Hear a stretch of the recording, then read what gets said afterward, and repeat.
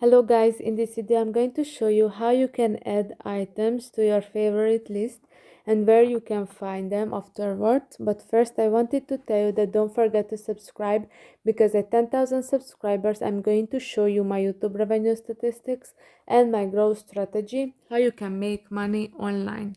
So first open the app. After that, if you saw something that you like, you can add to your favorites by clicking on that heart icon.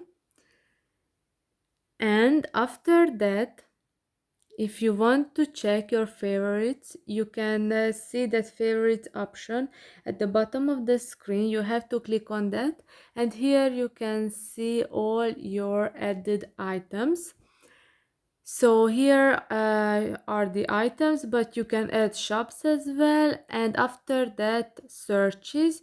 So save your frequent searches, quickly access search results you care about. Try tapping a heart below to save the search.